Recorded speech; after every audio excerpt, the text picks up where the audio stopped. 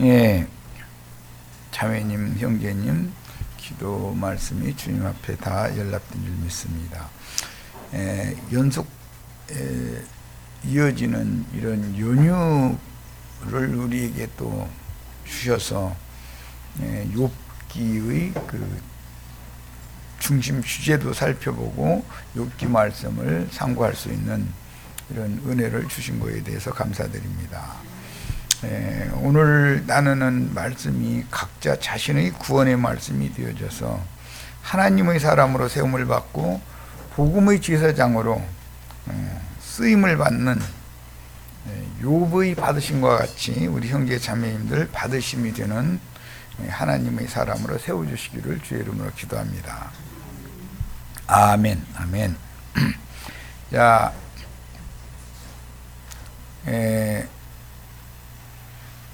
이번은 욥기 특별집회 자료의 8페이지 들어가겠습니다.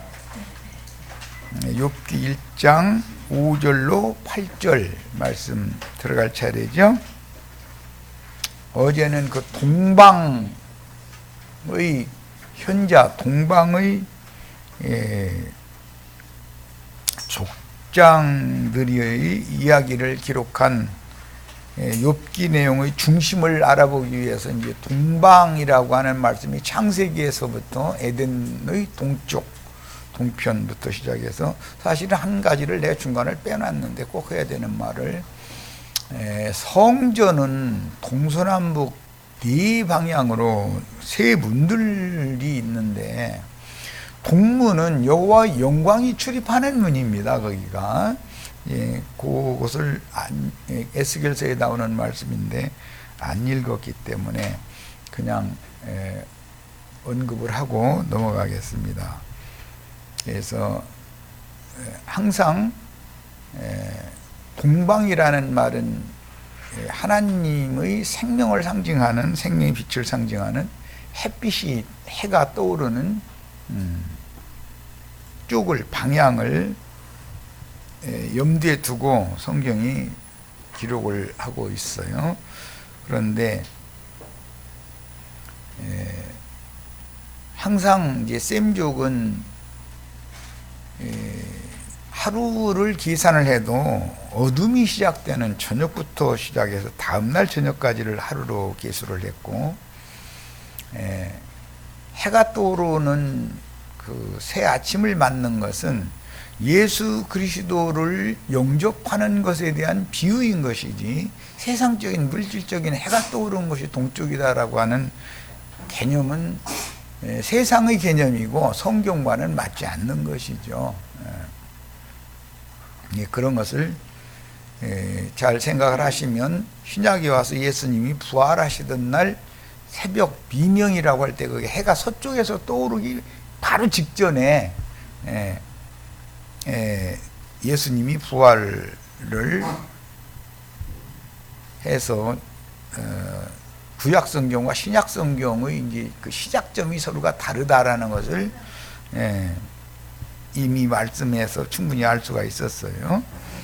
자, 그런 개념을 가지고 계시록 마지막에 동방에서 오는 왕들이 있고 온 천하의 왕들이 있고 두 왕들이 접전을 하는 내용, 어제 거기까지 말씀을 나눴어요.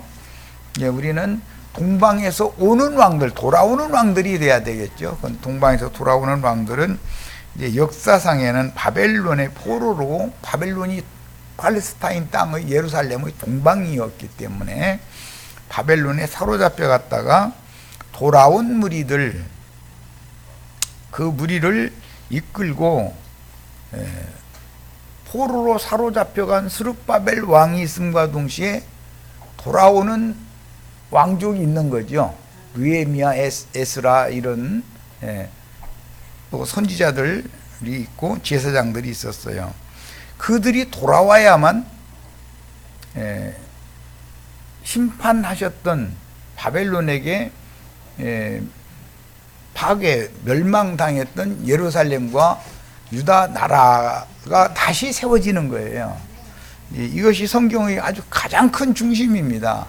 이제 이것은 비유로서 주님께서 교회를 세웠지만 교회가 로마를 통해서 로마 교가 되게 했고, 그 다음에 먼 훗날 개신교로 개혁을 했지만 이것은 모두 다 음료들이 되어 있기 때문에 그 큰 성 바벨론이라고 하는 곳에서 하나님의 백성들을 불러내서 위에 있는 예루살렘, 하늘의 예루살렘을 재건축하고 그곳에 들어가서 영생하는 사람들을 다시 불러 빼내야 되는 거예요. 그래서 성경은 부르심을 받고 빼내심을 입은 자들, 그들이 곧 이기는 자들이고 그들이 곧 하나님의 아들들이다. 그들은 하나님의 후사 상속자들이다. 이런 것이 성경의 중심 주제이기 때문에 말하고자 하는 의도를 잘 이해를 하셔야 됩니다. 항상 성경은 파괴와 심판 말씀이 앞에 나오지만 반드시 멸할 자 중에서도 남는 자가 있고 그들을 구원하는 얘기가 성경 이야기다. 우리는 회복에 대해서 이해를 잘 하셔야 돼요. 하나님은 부활이시오 생명이신 하나님이기 때문에 죽음 가운데서도 새 생명을 주어서 회복시키는 하나님인 것을 아셔야 되고, 인생의 삶 가운데서도 모든 것이 다 무너지고 다 빼앗기고 없어진 것 같지만 그러나 하나님은 그걸 통해서 영적인 회복을 하시는 하나님이다라는 것을 계시하는 것이 성경 이야기입니다. 마침 어제 이제 형제들이 자유 증거 시간에 우리 지체들이 다 돌아갔었기 때문에 그때 나는 이제 말씀 자료를 올려야 되고 새로 산 컴퓨터를 이제 시험을 해보느라고 집중해서 듣지는 않았지만 그 창세기 26장에서 그랄 왕 아비멜렉 이 사라를 사로잡고 있는 동안은 사라의 태도 닫혀 있었고 그랄 왕의 그 블레셋 족속의 여인들이 태가 닫혀 있었다.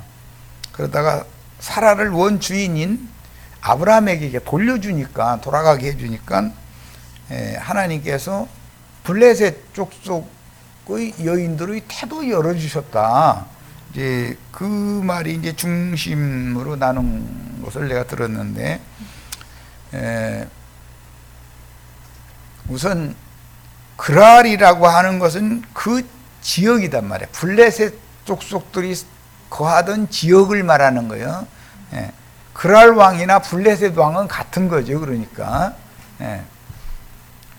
그런데 이것은 하나님의 경륜을 나르는 말씀이었었는데 우리 지체들은 거기에 대해서 명확한 그런 빛이 없었던 것 같아요. 사라가 두 번을 사로잡히는데 세상 나라에 한 번 사로잡히고 그 다음에는 종교체제, 할례받지 않은 자들을 대표하는 블레셋 족속이죠. 그 종교체제에 또 한 번 사로잡혀 간단 말이에요. 그래서 두 번 나와야 되는 거예요. 항상 두 번째 것이 완전한 거예요.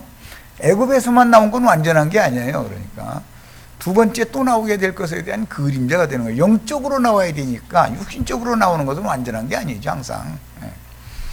그런데 그랄 왕에게 사례가 두 번째 사로잡혀 간 건 하나님의 백성들이 애굽에서는 나왔고 가나안 땅에 들어갔지만 또 타락해서 바벨론에 사로잡혀 가는 것을 상징하는 거예요. 그럼 바벨론이라고 하는 것은 세상 나라냐? 그렇지 않아요. 믿는데 할례받지 않은 육으로 믿는 사람들의 체제를 큰 성 바벨론 이렇게 말한단 말이에요. 그럼 그랄 땅 블레셋 족속으로 상징했단 말이야. 그런 자들 보고는 할례 없는 자들이라고 그러죠. 이제 영적인 이방인들인데 그들은 그 블레셋의 5 방백이 있는데 가사, 가드, 아스돗, 아스글론, 에글론 이 5 성읍의 왕이 세상 나라의 각 교파들의 우두머리를 상징하는 거단 말이야. 그래서 그들 가운데에서 또 나오는 거예요. 그것이 엘리 제사장이 하나님의 궤를 그 아들들이 빼앗겼다가 블레셋에게 하나님의 궤를 다윗이 되찾아오는 것은 하나의 표상이단 말이야. 그것은 그리스도의 간증이 종교 체제 속에 예수 믿는다 그러잖아요. 그들도 예수 믿는다 그래요. 다 빼앗아가는 거예요. 예수를, 하나님의 관증을. 예. 그런데 다윗 왕이 그 하나님의 증거를 되찾아와 가지고 예루살렘 성을 세우고 유다 왕국을 세우는 것이단 말이에요. 이런 그 흐름을 잘 이해하셔야 돼요. 이런 것이 하나님의 경륜이에요. 그런데 이제 큰 틀에서 하나님은 유대인의 하나님만이 아니라 이방인의 하나님도 되시기 때문에 율법과 선지자의 때를 종결하고 이방인의 때로 말씀이 이방인에게로 전파되는 때가 오고 이방인들의 충만의 수가 차면 그동안에 로마교 개신교로 인해서 주님이 간증이 세상교회의 간증인 것처럼 겉으로 볼 때는 그렇지만 그 속에 하나님의 배필인 교회 사라가, 아브라함의 아내인 사라가 하나님의 아내인 이스라엘이 그 속에 지금 잡혀가 있는 중이단 말이야. 그러니까 하나님이 결론적으로는 바벨론에 있는 자기 백성들을 불러내 가지고 교회를 회복하는 얘기예요. 교회가 회복되어져서 이제 마지막 나팔이 부러질 때는 동시대이기 때문에 이스라엘 12지파가 인침을 같이 받는 기간이단 말이에요. 비밀스럽게 하나님은 나팔 부는 증인들의 나팔 소리를 혈통적인 이스라엘 12지파 중에 깨어있는 자들에게도 들리게 해주는 거예요. 그러면 이제 이것은 오순절의 회복이다. 오순절이 재현이다. 그럼 그들이 인을 맞는 동안에 이방인들은 마무리 추수를 하는 거예요. 이게 동시니까 그게 증인들이 증거하는 때가 짐승이 일하는 때잖아요. 계시록 11장에 보면 동시에 그런 일이 집행이 되는 거예요. 예. 그것은 이스라엘을 버린 것이 완전히 버린 것이 아니라 이방인의 충만의 수가 차고 난 다음에는 이스라엘의 회복이 또 있을 것을 그림으로 보여준다 이 말이야. 그런데 이스라엘은 육적으로 믿는 사람들이지 영적으로 믿는 사람들이 아니잖아요. 그래서 블레셋 족속의 태를 열어주는 것은 비유다 하는 걸 알아요. 이건 하나님의 경륜을 다루는 문제였었던 거예요. 그러니까 우리 형제 자매님들은 이런 문제에 있어서 성경에 개인의 어떤 심령과 마음의 구원을 말하고자 하는 건지 우주적인 하나님의 경륜, 하나님의 행정 이것을 말하고자 하는지를 성경을 읽을 때는 잘 구분을 해가면서 읽을 줄 알아야 돼요. 예. 창세기 26장은 하나님의 경륜을 암시하는 거예요. 예. 자, 이제 어제 많이들 참 돌아가셨기 때문에 대략 설명을 드렸고, 자, 욥기 말씀으로 들어갑니다. 오늘 원래 1시간만 욥기를 하고 두 번째 시간부터는 요한복음을 하려고 하다가 아침에 주님께서 그렇게 혼란스럽지 않냐, 하는 걸 욥기를 그냥 이어서 해야지, 그런 영감을 주셔서 욥기 자료를 아침에 급하게 부랴부랴 만들어서 지금 오늘 다시 해드린 거예요.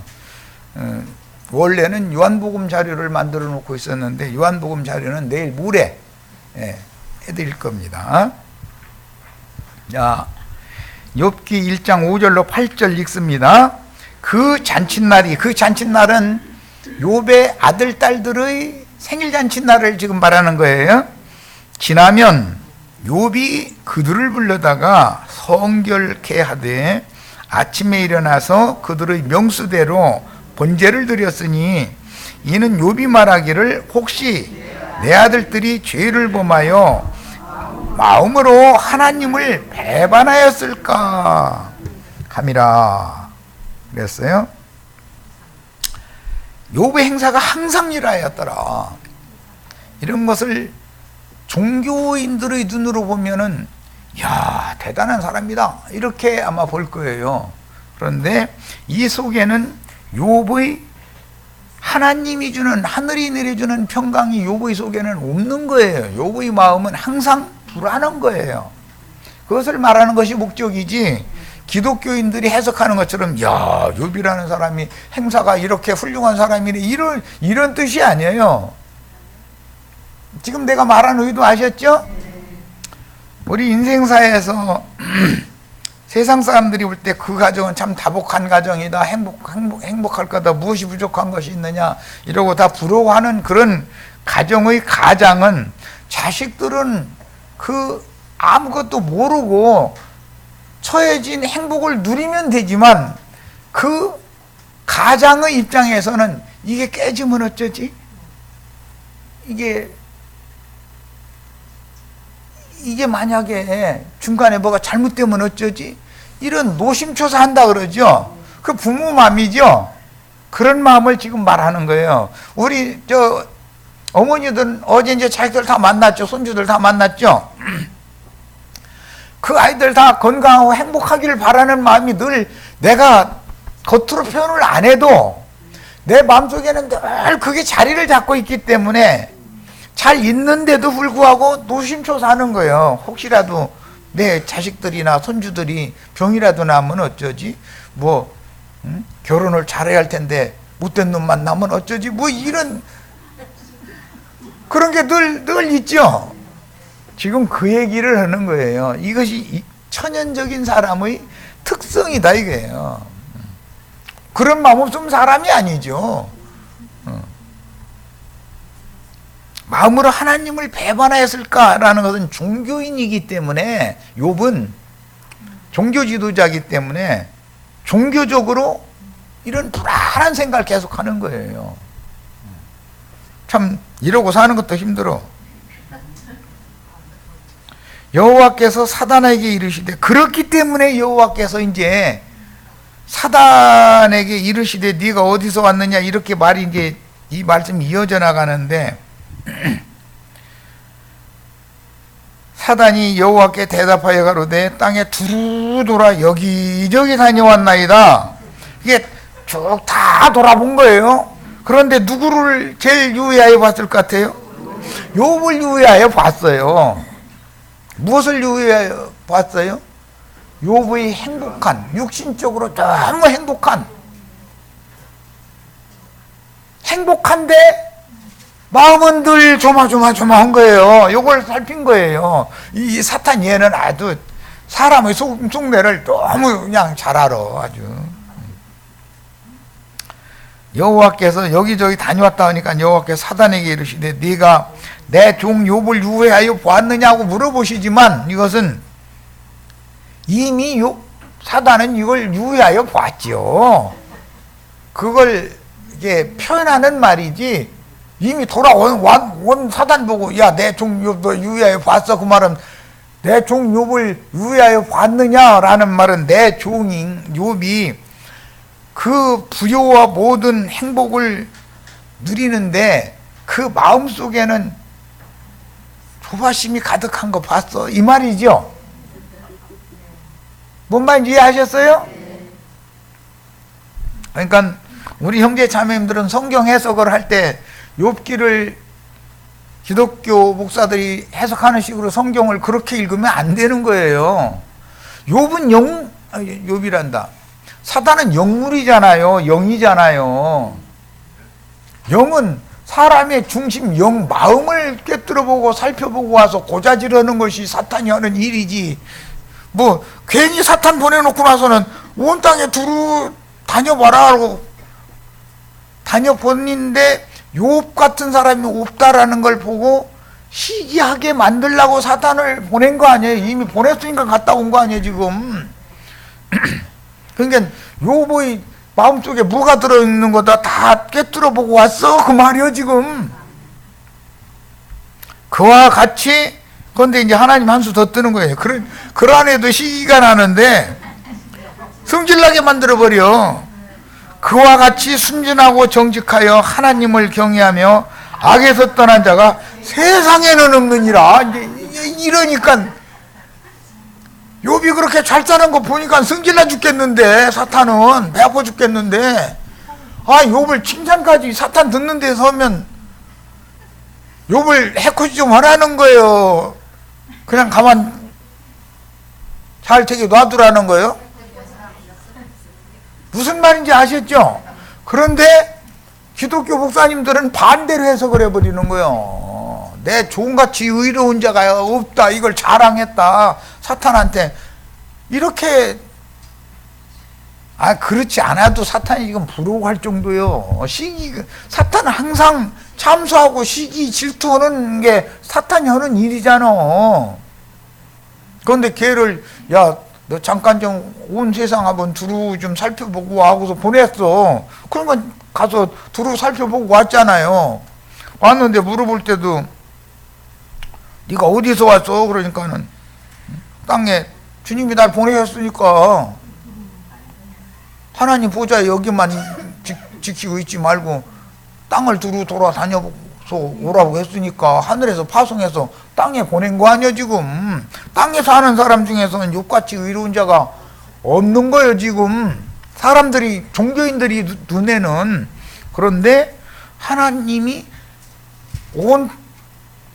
온 세상에서 욥같이 의로운 자가 없다라고 사탄에게 말씀을 하신 의도는 욥을 좀 해코지를 좀 하라는 시기심을 유발시키러 보낸 거다 이 말이에요. 너무 잘 사는 행복하게.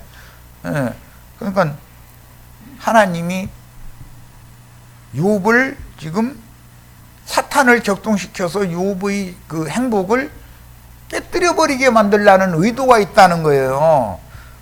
그런데 기독교계 목사님들은 이런 구절을 해석할 때 욥같이 의롭고 선한 사람, 정직한 사람, 세상에 어디가 없었었다 해가면서 마치 지가 욥인 것처럼 또 막 그래가면서 여러분도 그러시라고, 그러면 전화 그렇게 해. 그렇게 할 사람이 있어 지금? 그것은 바울이 사울일 때 의인 중에 의인이었었어요. 그런 욥을 깨뜨려야 되잖아요. 그러려면 사탄이 하나님의 손에서 쓰임을 받아야 된다 이거예요. 걔는 원래는 검은 옷 입고 다니는 애인데, 그런데 사람들 앞에 나타날 때는 청색 옷이나 흰 옷이나 이런 거 입고 걸으면서 천천히 걸으고, 뭐 그 기름 그릇 들고 뭐 강대상에 오고, 교황님이나 추기경님들 다 그지더지요. 그러는 거거든.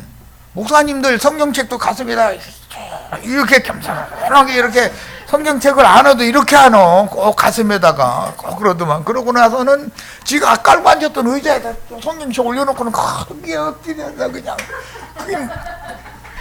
기도를 하고 앉아서 그 의자가 지 궁뎅이 됐던 데인데 뭐 그렇게 걸어가고 오시라고. 그걸 하나님이 보좌요? 그날 일을 하면 아래에 있는 사람들이 등이 쳐다볼 때 막 신이 하강한 줄 알고 막 이제, 야, 우리도 저렇게 됐으면 내 아들도 목사님 만들어야지 막 해. 권사님 희망이 뭐요? 자기 아들 목사 만드는 거죠?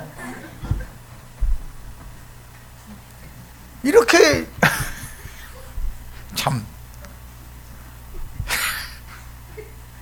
그러고는 부목사님이 성경 한 구절 뭐 어디 이렇게 읽어놓고 나서는 당회장 목사님 나오셔서 설교 말씀 주실 것이라고 이제 하면은 나올 때 걸음 걷는데 그 불과 몇 발짝 되도 않는데 천천히 한 3분 걸어. 그놈의 걸. 아이고. 몇 초면 걸어올 놈의 걸. 아이고. 그런 위선을 떨고 앉았고 그러면은 굉장한 줄 알고 있는 거예요. 뭐, 아이고, 막, 여기에 와야만 구원받아. 여기에 지금 신이 막 여기 지금 신의 대리자께서 지금 강대상에 강림하셔가지고 지금. 그런데 옷도 꼭 그 사람들 그 목사 가운 나 그거 아님 감사한 일이지. 대부분 보면 검은 옷이더만. 그런데 또 신부나 추기경 뭐 교황들은 흰색 아니면 청색으로 입더만. 그렇게 입던지 입으려면 그럴싸하게 하늘색으로 입던지 거룩한 뭐 무죄한 사람이라는 것으로 막 이렇게 흉내를 내든지 왜 검은 옷 입고 까마귀요? 왜 그건 입고서는 거드름을 피는지 모르겠어. 사람들이 정신세계가 너무 거짓으로 충만하다, 위선으로 충만하다 이거예요. 진실하지 않다 이거예요. 그런데 그런 방식으로 해서 사람의 눈은 속일 수 있지만 진리의 하나님을 무슨 재주로 하나님 눈을 속입니까? 그런데 권사님들이 날마다 새벽기도 나가서 우리 아들 최종상 목사님 만들어주세요 막 이래 자꾸 기도를 하고 자기 아들 목사 됐다고 자랑하고 이러고 앉았는 거지 뭐. 지금 기독교계 목사들 강론 들으면 정신 차려 제발 좀. 왜 그렇게 사람들이 거짓되냐 이거요. 사위와 술수와 거짓과 이런 걸로 그냥 완전히 조성이 돼 있어 그들의 정신 세계가. 그래가지고 아무것도 모르는 순진한 양무리들 불러 모아가지고 한다는 짓이 그거 세뇌시키는 거 아니냐 이 말이야. 그럼 사람들이 뭐가 돼? 구원이 되겠어요? 진실한 사람이 되는 게 아니라 거짓된 사람을 지금 길러내고 있는 거잖아. 이것을 지금 욥기라는 것은 지금까지 말씀드린 이런 것을 진실과 거짓을 명확하게 알고 분별을 시키는 말씀이 욥기의 중심 주제다 이런 말이야. 이 욥기를 나랑 같이 집회에서 욥기 말씀을 42장까지 다 들으면 새 사람 되게 돼 있어. 자, 그러면 이제 욥이 어떤 사람이냐? 욥기 29장 12절로 17절. 욥이 자기 자랑하는 말이야 이제. 이는 내가 부르짖는 빈민과 빈민이 누군지 알죠? 먹고 살기 힘든 사람들이에요. 빈민. 도와줄 자 없는 고아를 건졌습니다. 여호와가 건졌어요? 욥이 건졌어요? 그런데 이게 내가로부터 시작해가지고 지가 빈민구제 지가 다 했고 고아들 지가 다 건져내는 거예요. 망하게 된 자도 나를 위하여 복을 빌었으며 과부의 마음이 나로 인하여 기뻐 노래하였느니라. 아이, 그러니까 과부들 남편 노릇 다 해줬다는 거잖아. 남편 없어도 욕만 있으면 되는 거예요 그 동네는. 욥이 남편을 대리하는 보호자 노릇을 했다는 거 아니에요 과부들한테. 내가 의로 옷을 삼아 입었으며, 이야 참 의의 옷을 지가 입었는데도 내가죠. 나의 공의는 도포와 멸류관 갖다 썼느니라. 대단해 정말. 이 도포와 멸류관이 신할산 외투 입고 거드름 피는 거죠. 목사 가운 입는 거잖아요. 그게 다 눈속임이지. 무화과나무 이파리 치마지. 그게 무슨 놈의 피로 구속받은 옷이냔 말이요. 나는 소경의 눈도 되고 뭐 다른 건 몰라도 자신들은 너무 밝히 본다 하니까 쫄뚝발이의 발도 되고 빈궁한 자의 아비도 되고 생소한 자의 일을. 생소한 자라는 말은 자기와 안면이 없는 사람들인데도 먼 동네 사람들이지. 그러니까 타 동네 사람들인데도 억울한 사정이 있으면 요한테 와서 나 이런 억울함이 있는데 이것 좀 풀어주세요. 그러면 생소한 자의 일을 사실했다. 사실이라는 건 낱낱이 다 조사해가지고 판결을 해줬다 이 말이요. 이게 판관 노릇했다 이 말이죠. 불의한 자의 어금니를 꺾고. 이야 정말 참. 누가 먼 동네 사람이 와서 우리 동네 족장님한테 가서 아무리 호소를 해도 이 원한이 해결이 안 되니 욥이 그런가 먼 동네까지도 영향력이 있는 사람이라는 거였잖아요. 그러면 요한테 호소를 하면 이제 생소한 사람이 와서 호소를 해. 그러면 그 족장도 오라고 그래. 그래가지고 하인분에서 아무개 족장 오라 해가지고 너 이 사람이 이런 것을 나한테 호소를 하는데 네가 그 지역의 족장이면 일 처리를 잘했어야지. 이게 뭔 짓이냐 말이야. 막 이제 이래가면서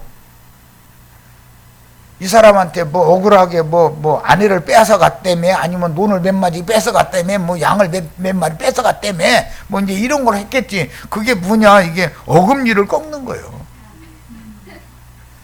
십지무덕에 만드는 거예요. 십지무덕에 뺏어간 거 먹으려고 뺏어갔을 거 아니요. 어떤 힘 있는 사람이 그는 불렀다 잡아다 놓고서 무릎 꿇려 놓고서 그 정도예요. 대단한 사람이지 뭐. 이런 사람은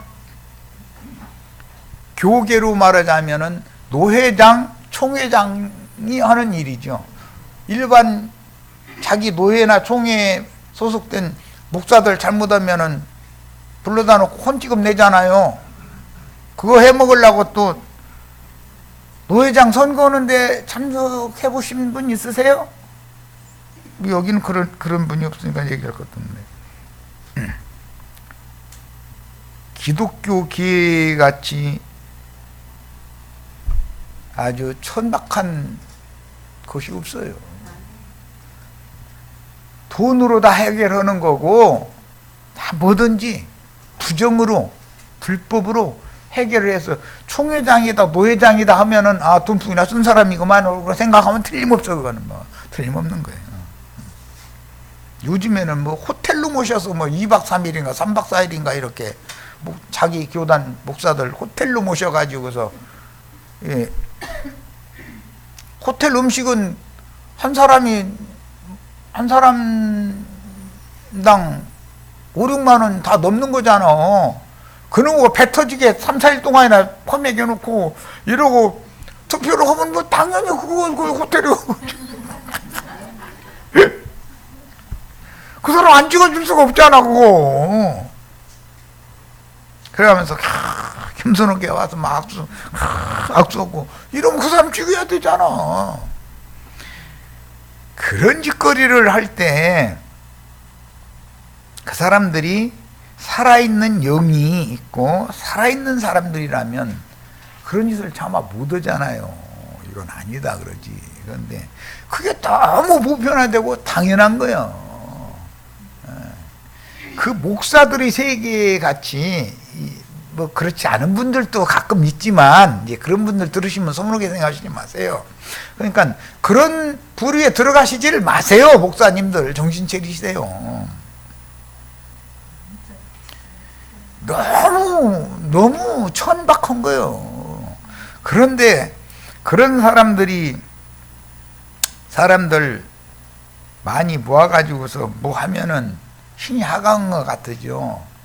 많은 사람 불러 모을수록 사람은, 그 불러 모아서 하는 사람은, 그 사람은 세상의 신학을 했다고 하는 걸 보면 이제 그게 대부분 이제 목회하겠다는 사람인데, 나처럼 이제 그런 이 학문적인 신학을 하는 이제 그런 것이 아니고, 목회학을 한 경우는 세상의 경영학과 같이 어떻게 사람들을 많이 모아서 나가지 않고 큰 무리를 회사를 크게 세우느냐, 그것과 똑같은 거예요. 그거 배워갖고 나오는 거예요. 뭐, 못하는 게 아니지, 뭐. 그러니 하는 짓이 그 집밖에 더해. 아는 게 그건데. 그 성경에 대해서 아느냐 하면은 아는 게 없어. 사람들은.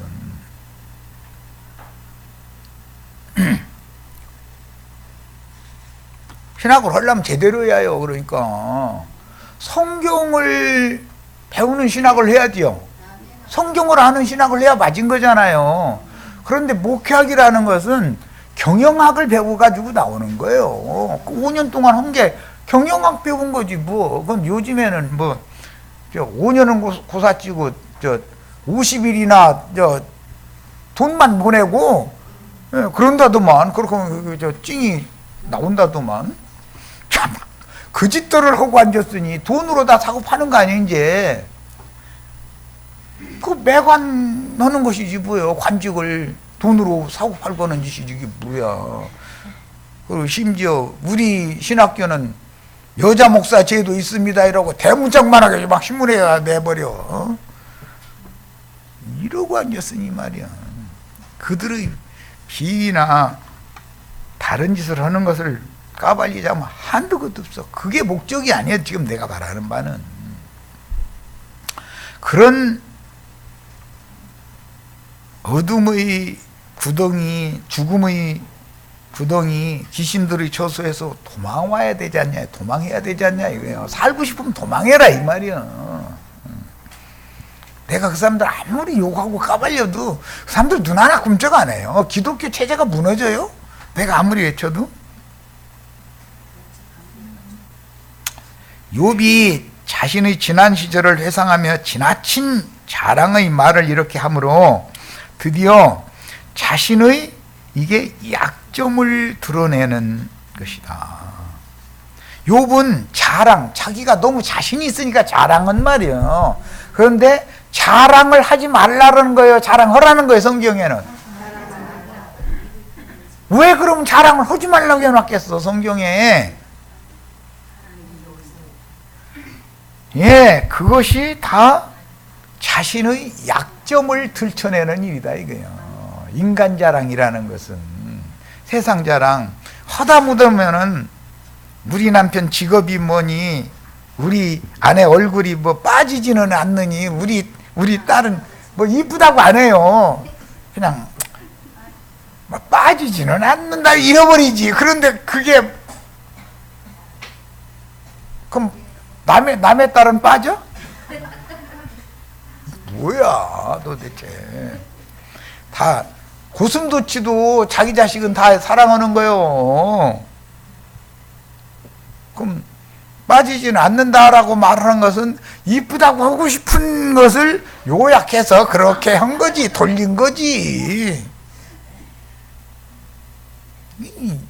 이러면 그게 약점이다 이거예요. 약점을 드러내는 짓이다 이거예요. 그런데 그것을 전혀 깨닫지 못. 세상 사람은 지금 하는 내 말을 전혀 깨닫지를 못해.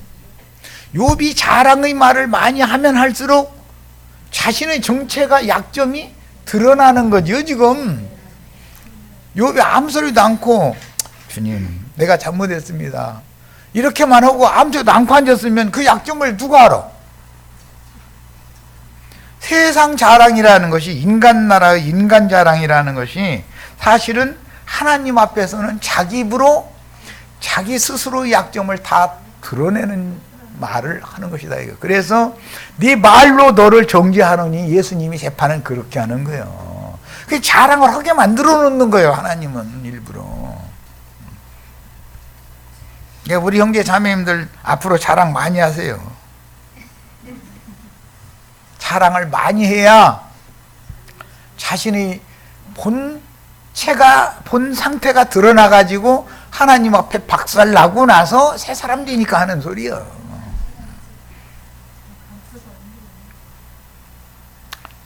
인간이 위기에 몰리면 이렇게 자신의 과거를 회상하며 자랑의 말로 자신의 약점을 드러내게 되는 것이니, 뭐 세상 사람들이 하도 자랑했어 하면 나도 전에 청와대 근무해서 그런다니까? 근데 근무 안 한 건 아니니까. 근데 그게 청와대 근무한 건 아니잖아 또. 사람 죽어 있는 거고.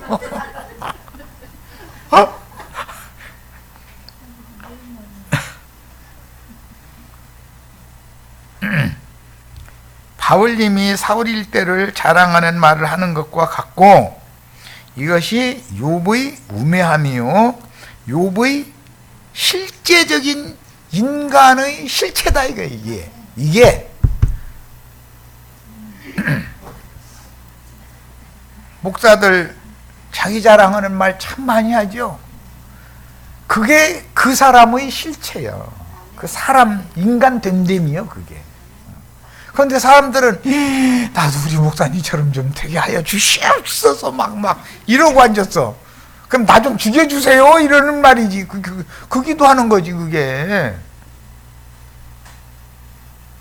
목사처럼 되면 같이 영적으로는 사망하는 거 아니에요. 욥의 인간됨은 위기에 처하면 나도 한때는 잘 나갈 때가 있었어, 이 말이 툭 나오게 돼 있어. 사람은 그러죠. 자기가 몰려, 계속 몰려. 새 친구한테 계속 지금 몰리는 거 아니야. 그러니까 저항을 해야 되잖아. 이제 내가 당하고만 있을 수는 없지. 나를 뭘로 알고 이래 해가면서 내가 자기 과거 자랑을 하게 마련이야. 그렇게 함으로 자기의 인간 됨됨이를 하나님 앞에서 스스로 다 자백하게 만드는 거예요.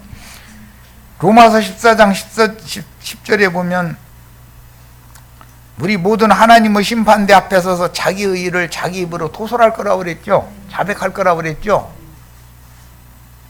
어떻게 하면 자백이 나와요? 궁지에 몰려 자꾸 몰아세워. 그러면 참새가 죽어도 짹 소리는 하고 죽는다 이거야. 그게 이제 죽는데요, 그게.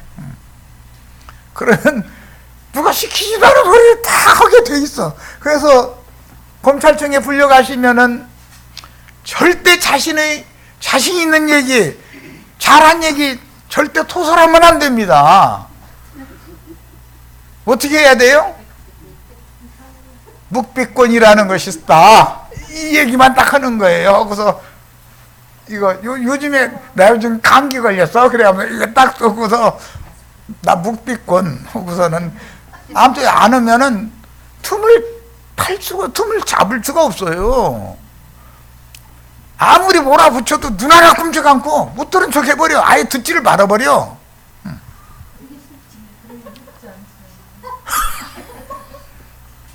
그런데 이 사람 죽어 이제. 자, 욥기 32장 1절로 3절도 있겠습니다. 욥이 스스로 이렇게 여기면 32장에서 37장까지는 엘리후가 등장하는 얘기죠.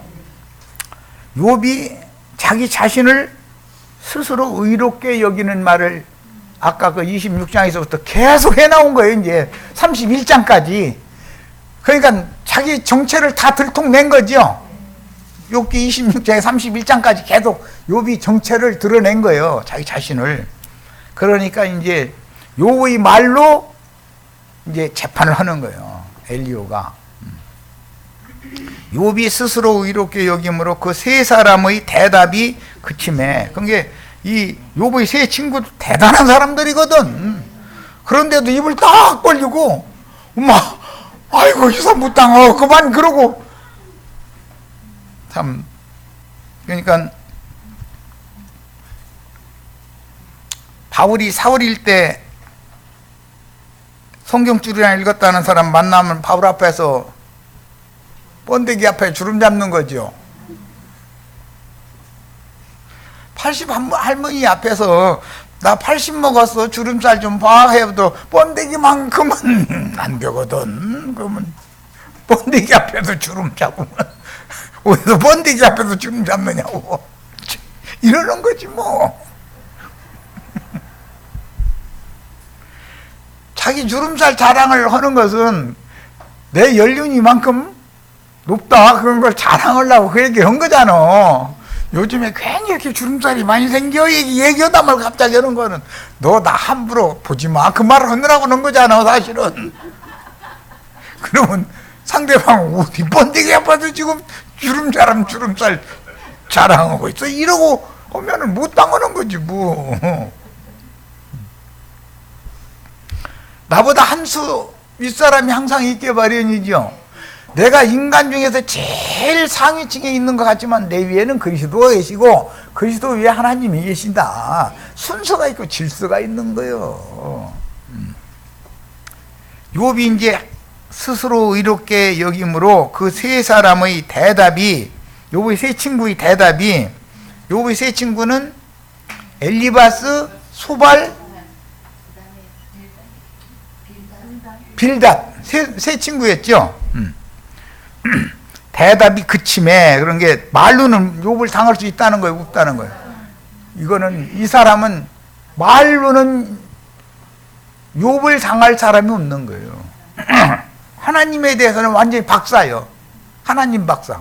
다 박사들이 모였는데 박사 중에 박사지. 그러니까 이야, 유명한 신학자들 입 다물게 만들려면은 웬만한 실력 가지고는 그게 안 되는 거 아니에요. 욥은 능히 그럴 사람이 있었다는 거예요. 그런데 람 족속 부스 사람인 이 람 족속은 야곱 족속이죠. 유다의 후예잖아요. 나머지는 에서와 이스마엘 족속이고, 이 람 족속 부스 사람 바라겔이 아들인 엘리후라는 사람만 유다 족속이에요. 그러니까 영적인 사람이다 이 말이죠. 엘리후가 노를 바라니 그가 욥에게 노를 바라면 욥이 하나님보다 자기가 의롭다 하며, 또 세 친구에게 노를 바라면 그들이 능히 대답지는 못하여도 욥을 정죄만 하더라 하는 거예요. 욥이 그렇게 자랑을 하면은, 말 같지 않은 소리를 하면은 이치를 들어서 입을 다물게 만들어줘야죠. 그런데 그럴 능력이 세 친구에게는 없었던 거예요. 자, 이 이야기는 신약 복음서에 보면 바리새파, 사두개파, 헤롯 땅 대표자들 와서 예수님한테 따지는 때 아무도 그들의 입을 막을 수가 없었죠. 그런데 예수님의 지혜로운 답변을 듣고 나서는 그들이 딱 입을 다물었다 그랬어. 우리도 다 그런 여기 엘리후로 상징된 예수님과 같이 기독교계의 내노라 하는 종교 지도자들 입을 막을 수 있으셔야 돼. 그러려면 성경을 알아야 돼. 예수님은 다 성경으로 그들의 입을 막았어요. 성경으로. 자, 일단 첫 시간 여기까지 해서 마치도록 합니다.